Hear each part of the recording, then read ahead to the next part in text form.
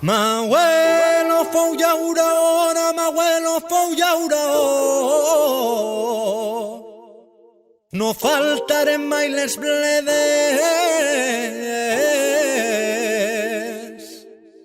I ara que ja soc padrí, que vull ser llaurador,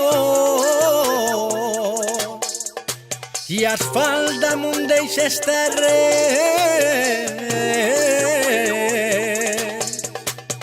Passa el temps, roda la cadena, ara asfalt on hi havia terra, operaris, actors secundaris d'esta brama. Va de vie, un programme sobre tot que envolta el binatural, de la mà de Jérôme Chénaud. A tots es donen faena i jo tenia el meu camp, ja no treballo en la terra, ens venen prosperitat. Bon dia, bona vesprà i benvinguts a Va de vie. Hi ha malalties que són com velles ombres del camp. El mildiu, per exemple. Els vells pagesos encara recorden com, després d'una primavera humida, les fulles de les vinyes són plientes de taques grogues i un borrissol blanc per davall. I sabien que, si el temps seguia així, podia perdre's mitja collita. El mildiu és un vell enemic, però no és originari d'ací. Va arribar a Europa a finals del segle XIX, amb els mateixos intercanvis comercials que ens portaren la filoxera i l'oïdi, tres desgràcies que canviaran per sempre la viticultura del continent. Aquest enemic no és un fong de veritat, sinó un parent llunyà de les algues, un oomicet que necessita aigua per viure i per propagar-se. Quan plau o hi ha una rosada, les seues espores es desperten, naden sobre les superfícies de les fulles i penetren pels estomes. D'ahí s'estenen com una taca d'oli i la vinya comença a patir. Fins ara, el remei més habitual ha sigut el coure, la famosa bouillie bordelaise, que encara s'utilitza en agricultura ecològica. Però el coure, ja ho sabem, és un producte de l'extracció. S'acumula en el sol, mata microorganismes útils i, a la llarga, pot deixar la terra fotuda. Els vinyaters naturals busquen altres camins més respectuosos. I és així on entra una idea que sembla quasi poètica. Utilitzar algues per combatre el mildiu.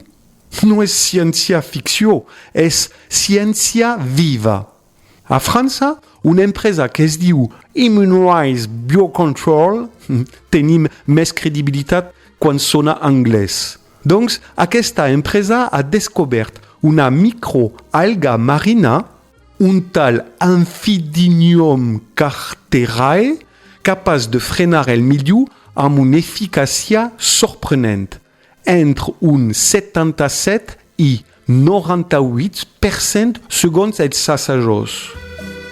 No és un pesticida, és un biocontrol, una substància natural que no mata per força, sinó que estimula les defenses de la planta, com si la vinya, gràcies a l'alga, aprenguera a defensar-se per si mateixa.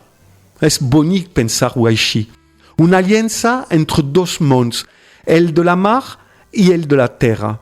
Una simbiosi entre l'aigua i la vinya. L'alga, rica en compostos bioactius, activa els mecanismes immunitaris de la planta.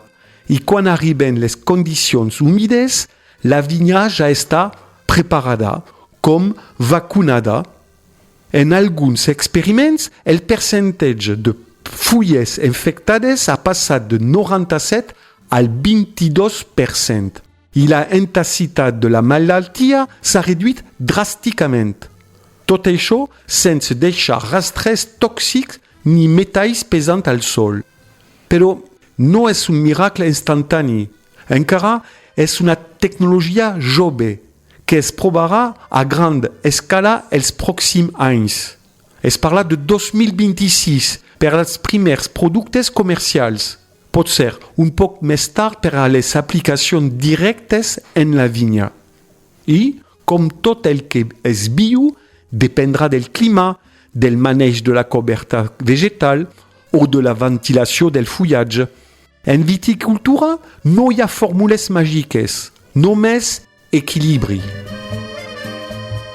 A mi m'agrada imaginar que en uns anys, quan un vinyater ruixa la seva vinya amb una solució d'algues, no estarà tractant la planta, sinó donant-li una mica de força, com qui dona un brau calent a algú que estima.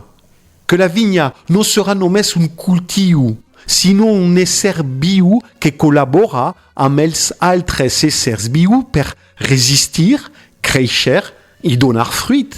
No parlem de declarar una guerra contra la natura, sinó de crear una conversa entre les diferents formes de vida.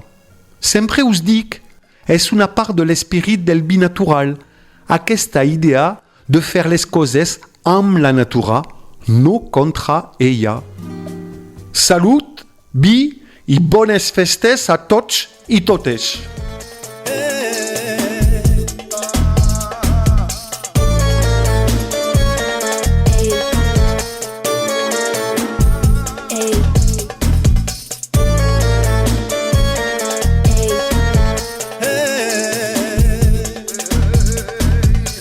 I és moment d'estar units